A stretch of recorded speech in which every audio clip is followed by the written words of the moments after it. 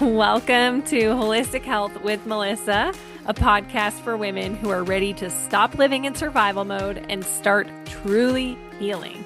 I'm Melissa, a holistic trauma and anxiety coach, and here we talk about all things holistic healing for trauma, anxiety, and the nervous system. We blend science, scripture, and somatic work to help you regulate your body, renew your mind, and reconnect with the peace God designed for you to live in. If you're craving real healing, freedom from symptoms, and joy that reaches your mind, body, and spirit, you're in the right place. The idea that the answer for your anxiety or depression is a pill is actually just complete nonsense. Right. It's not actually going to fix it. It's right. Might help the symptoms temporarily, might relieve some symptoms, but ultimately, whatever is going on under the surface, whether it's a biological issue, lack of vitamin D, lack of nutrition, lack of sleep, trauma, identity, nervous system dysregulation, Right. toxic, increased The whole toxic burden, thing. all of those things can contribute to depressive symptoms. And if you're not addressing all of those things, the medication's not going to address all of those things. Right. Hi, friend. Do you feel like you've done all the things? You've tried therapy, the pills, the diets, the supplements, and you're still wondering, why do I not feel like myself? You have a good life, but something still feels missing. You don't feel fully energized, alive, peaceful, or free. And deep down, you know you were made for more. That's exactly why I created the Freedom Collective.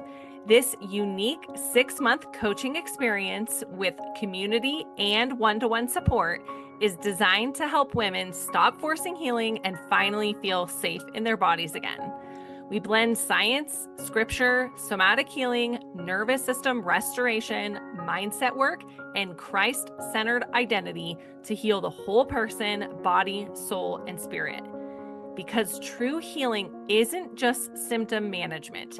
It's becoming rooted, rewired, and restored so you can live from peace, freedom, and overflow. If this sounds supportive to you, check out the details on my website and reach out for a free clarity call to see if it's a good fit for you. I would love to walk alongside you. Welcome everybody back to Holistic Health with Melissa. I am so excited that you are here. I have a very fun episode in store for you today. I am so excited to welcome Katie Collins. She is a certified physician assistant with experience in family medicine, urgent care, and lifestyle medicine. Her new passion is to help and empower parents to make the best informed health and medical decisions for their children. And I am obsessed with her content, and I asked her to be on the podcast and she said yes. So here she is, and I'm so excited. I love the whole idea of oh my gosh, I could talk about vaccines forever. And that is mostly what I talk about, but I know you did want to, know you did want to go into the antidepressant conversation, which is a really interesting one. Use this kind of conversation to inform our conversation about, because I think it really does, there's a through line, which is what I think is the one of the biggest problems just with the medical industrial complex is the lack of informed consent. And I think lots of things. For lots of things. And that translates almost identically into the conversation of antidepressants and how you and I are both of the belief that antidepressants are massively overprescribed. SSRIs specifically are massively overprescribed. The benefit is almost nothing, and sometimes it's actually not, or worse. Right. Sometimes the outcomes are actually worse. Right. And I have my own hypotheses and things that I believe about, I think it actually causes a lot of changes to the brain and it does. Yeah.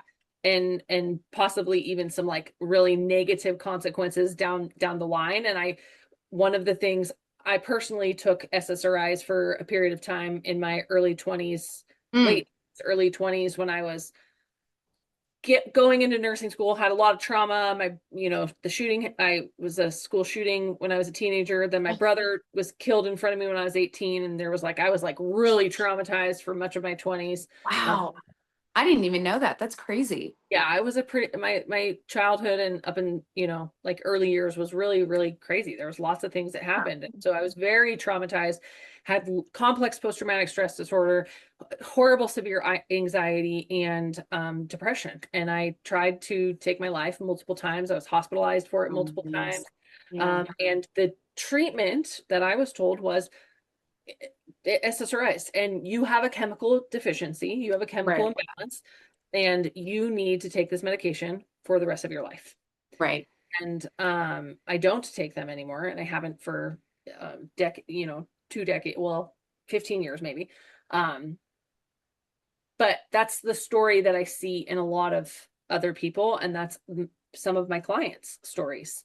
And I told you I have a client right now who was on medication for 25 years, on Paxil for 25 years. And Yeah. she had the hardest time coming off of that. And Yeah. all the while she was told, this is like, you're broken. So she was on that medication for 25 years, right? And told she's broken. And there's no, like, you got to be on this forever. And Right. I think that that's a lot of women's story. And the fact that people are told that absolutely infuriates me, like, to no end. Like, and I really would love to kind of translate that conversation from vaccines and informed consent and kind of just start to deconstruct, like, what is your what do you see with antidepressants and like the research that you've done? And that's a big question. I'll just let you talk. Yeah. Well, I think the story that you shared is so common, because that is what providers are taught, and that's what I was taught, is the going theory. They did acknowledge that it was like a theory in school. It's not like fact or anything, that depression is caused by a serotonin imbalance in the brain. And so that's what they say is the going theory of why depression and anxiety and different kind of mental disorders are affected by is this serotonin imbalance. But the reality is the evidence doesn't show that at all. Like that, there's actually, and at this point, this is it's 2026. I graduated in 2020. I'm curious, kind of when this idea changed, because I just did a quick search on Grok, like Chat GPT, basically, and I was like, is depression caused by a chemical imbalance in the brain?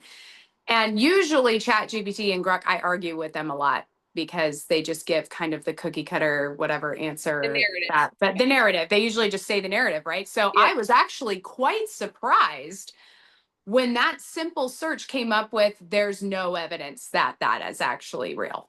Like that, I mean, that's literally that now I was shocked that it said that, because that's actually true, where they've done studies on, they've done lumbar punctures on people with depression and not having depression. Do they have any difference in serotonin levels or serotonin metabolites or receptors in their nervous system? We've done serum analysis. We've done animal studies. We've done so many different types of research to try brain scans, trying to see if serotonin is at all different in those with depression and those who don't have depression. And there's no difference. There's no difference. Depression is not caused by a serotonin chemical imbalance in the brain. The reason that theory was grabbed onto was because the pharmaceutical companies wanted something biological that they can manipulate to medicate a mental issue, because mental illness is mental, right? There's really not a ton of biological difference in terms of kind of that. Let me just say this.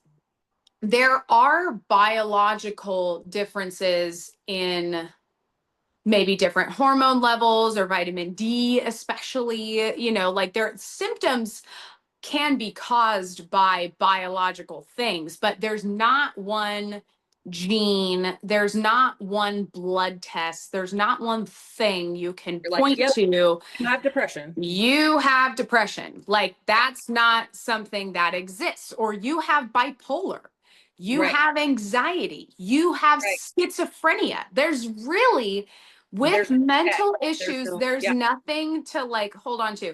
So when the serotonin theory came out, they're like, great, let's do this. And so they created SSRIs. And now serotonin it is vital for the body's function. And there's actually more serotonin receptors in the gut than there are in the brain, which is why a lot of people today think that depression is more of a gut issue than a brain issue. But having said that,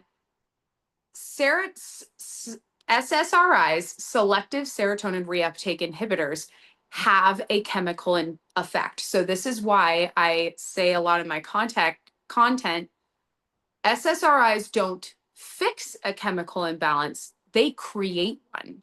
They create a chemical imbalance when there wasn't one, right? And so that has biological effects. And when we're talking about SSRIs and kind of just the research behind them and the development behind them is like, yeah, for the short period, they did find in those clinical trials, which, if you think about the clinical trials, there was never any clinical trial longer than a year to see the effects, side effects, and the beneficial effects of these drugs. Longer than a year. There's nothing longer than a year. And like you said, people are on these for 20 years. We don't know the repercussions of that. But in the short term, the 3 to 4 months to a year, there is a decrease in depression scores. The Hamilton Depression Scale is what they usually use. And so that basically translates to people feeling a little bit better when being on SSRIs for a short period of time. But like you said, in the long term, that they may need a higher dose because they become tolerant of this. And that's because there is a physical dependence on this. And so your body stops. There is a physical dependence on this. So that the repercussions of that are when you come off, it's like an addictive drug. right. Like it's a drug that you have a dependence to. Now, people don't like the language addiction, right? They don't want to say you're addicted to a drug. They want to say you have a physical dependence to the drug, right? Because it's not like you're choosing something. It's not like you're choosing to be, like alcohol or heroin or something like that. Yeah. And that's an addiction, right? Like, but really your body is responding in the same way as an addict to heroin, like, because you don't have the drug when you're coming off. And there are huge side effects to that. And there's huge side effects of being on the drug. But mostly in the research, even in the clinical trials, yes, there might be a decrease in depression scores, but what are those outcomes? Like, that's what we really care about. And there's not a lot of research on outcomes of people on SSRIs. Are they getting better jobs? Are they doing better, having better relationships, able to relate better? And a lot of the times they're not. Like, the outcomes are not better.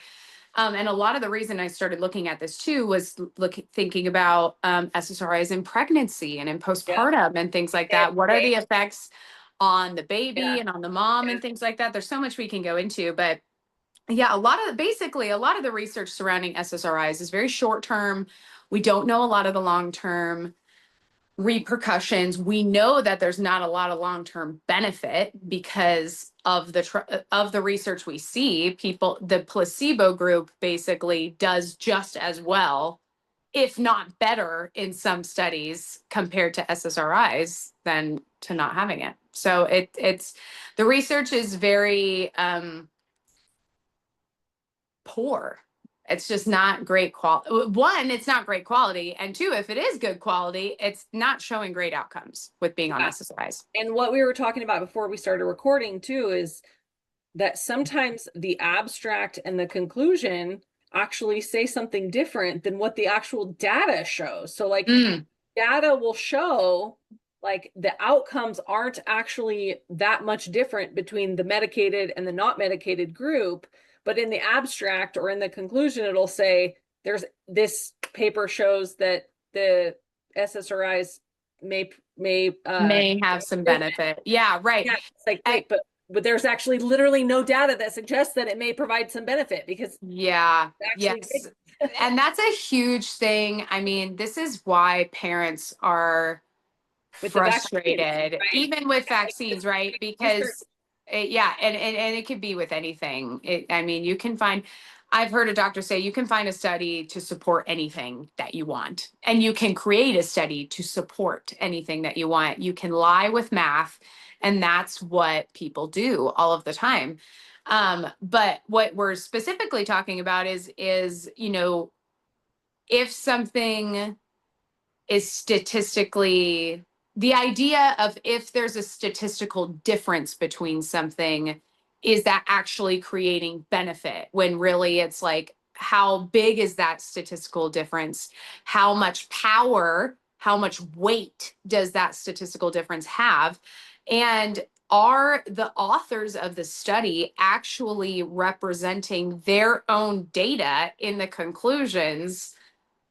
I mean, we were just looking at a study before this where it was a review of several different studies, and a lot of the studies actually showed that SSRIs pose more risk for postpartum mothers and children than they do benefits. But because of the way that they did the math, and that there's not a lot of statistical difference between the two groups, they basically say SSRIs may still have some benefit. Even they did acknowledge in the conclusion, like, even though we did see some of these little findings here, we still believe that there are some benefits to these medications for women and children. And it makes it really difficult. I mean, even for me as a medical professional with a master's degree and being taught how to read research, it's like you actually have to read every word of the study in order to actually get the correct, conclusion out of it. Yeah, because if you just read that abstract, you would be right. You would just think like everything is, you would just believe what the authors are saying. And what we're saying right here is the authors may have an agenda as well. And a lot of the big studies on SSRIs have conflicts of interest. They're listed down at the bottom of the research paper. Sometimes they don't declare conflicts of interest, and that is an ethical problem. They really need to. And that's been pointed out in a lot of, like, they've recently had, I think, like a Senate testimony or a Congress hearing about SSRIs and the safety of them. And that was something that was pointed out, was that sometimes the authors of these studies don't declare their conflicts of interest. And when they don't declare those, or even if they do, you notice that they're funded by the pharmaceutical company providing the drug, which, again, yeah, they're incentivized to have that result. Exactly. Yeah. And that's like, yeah, the issue is like so big. Yeah, I mean, and it's multifold too, right? Because we were talking about before how these medications, that, or I guess more of the diagnosis of something like depression, it becomes somebody's identity. And so when they say, oh, I have depression, I have anxiety, I am broken, and the doctor gave me a medicine to fix it, that then you're dealing with somebody's really core like thoughts of how they think about themselves. And that creates a lot of mental distress too, right? Like if you think that you're broken, you're gonna act broken, like you're gonna be broken, and you're gonna potentially think that this medication might be helping you. And in the short term, maybe it does, but in reality, there are so many other things below the surface that cause these mental issues and contribute to these issues that are not addressed at all by providers. I personally feel like as a primary care provider, I would call it malpractice, like prescribing a naive, when we say naive, a medication naive, like no, not exposed to medication at all, not like naive, like, yeah, but but naive of like they've never experienced any sort of medication. I would think what I did as a provider would be malpractice in prescribing an SSRI to a patient who has never had one, based on the informed consent that I gave them, based on the information that I was taught. And that's a disservice to patients. And it's like to have people's story. Right. And to have a 10-minute conversation with somebody, and I didn't do this as often. I was more of managing people who were already on these medications. I did do it a few times, but not nearly as much as like other people. But to prescribe an antidepressant and not run blood work beforehand is malpractice. That's malpractice. Like there's so many other things that could be causing your depressive symptoms or your anxiety symptoms that could be contributing to that just in your blood work alone. We're thinking biologically your blood work. Then you think about your diet and your lifestyle. Right. Then you think about the trauma that you talked about with people, which is identity, and you're like your identity and so many things. And I think about too, I'm a Christian. I believe, Jesus Christ died for my sins, and that God created the world, and to my Christian brothers and sisters, well, first of all, if you're not a Christian, I'm like, well, I don't know. I understand why you're depressed if you're not a Christian, because you're like, what is wrong with the world? There's no answer for it, right? But us as Christians, I mean, and this might be a spicy take, but I kind of am like, is this a sin issue? Like, do you have discontent in your heart because of your situation? Is there something that you can be working on with the Lord and praying through that is actually like a sin issue? Or is it something where you've actually had things that are really unfortunate happen to you, and you need to be relying more on the Lord to give you that comfort instead of looking outward to the things of the world that are not going to give you that sort of comfort, right? So this depression and anxiety are so multifaceted, and to just boil it down to, oh, here's a pill.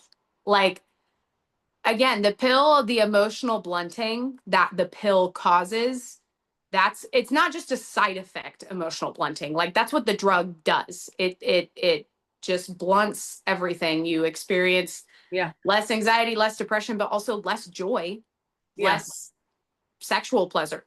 That's a massive side effect of antidepressants. I'm just experiencing less of everything, which could be helpful, especially for somebody with anxiety. Less panic attacks, maybe, like less crying, maybe being less affected by things. But that's not solving your problems.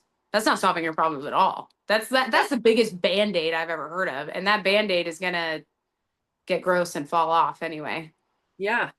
And that's what I say. That is why I do the work that I do, is because I know from my own personal experience and then my professional experience as a nurse, but like my own personal experience in my own trauma, and then my own personal experience as a patient in the system being treated for anxiety and depression, and then knowing what I know now, I know, like, what I know about trauma and what you said about like the identity and like how people like hold on to these, Mhm. I am broken, I am depressed. Like, there's so many beliefs that people hold on to about themselves that are lies from the pit of hell.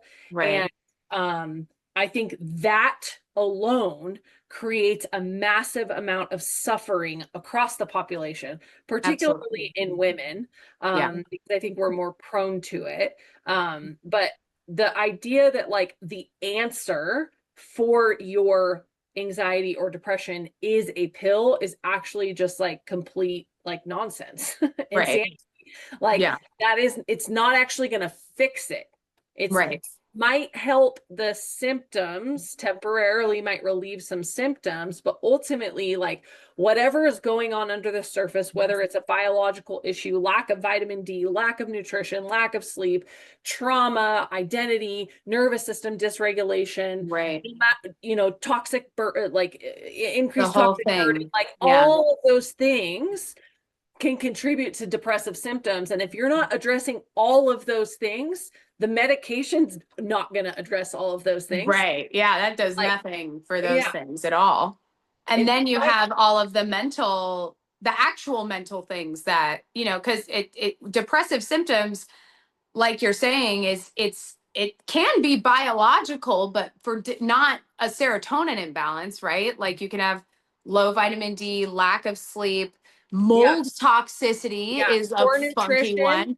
Poor poor nutrition. nutrition, hormonal imbalance, blood sugar dysregulation, nervous Yep. dysregulation, like all of those things you just said, plus like you said, the trauma that you're going through, the thoughts and how you were raised, how you were raised to think about yourself and others, how you were raised to relate to people. Do you have any people that you're communing with at all? Do you have a community? Do you have somebody to talk to? Do you have any sort of relationships that are helping you through this? um Yeah. and then plus the whole spiritual issue of that there is sin in the world to deal with, and that is taxing, whether you're a Christian or not, right? Whether you acknowledge the sin or whether you do or don't. And I mean, it's so multifaceted, and it's something where the lack of informed consent when it comes to saying that this drug is going to help any of those things is Malpractice. wild. Yeah, yeah, it Bad is. medicine. It's bad medicine, exactly. Yeah. Katie, I could talk to you all day. I know. We could just chat all day, couldn't we? Well, you'll be back. You'll be back for sure. So if people are curious to know more about you and connect with you, how should they get a hold of you? Yeah, so the main way I communicate is through Instagram, at katieC.pac.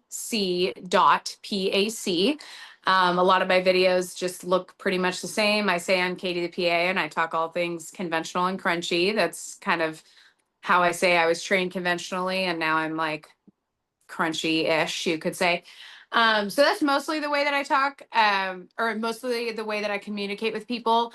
I do have an email on there, katie@kdccontent.com.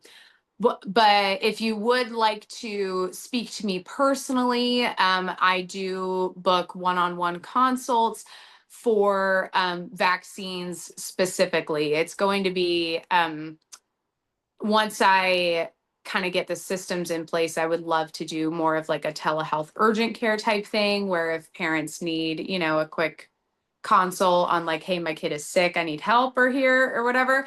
I haven't opened up to doing consults about like antidepressants or anything like that yet. Mostly just because I really don't think I am the person to be going to for that.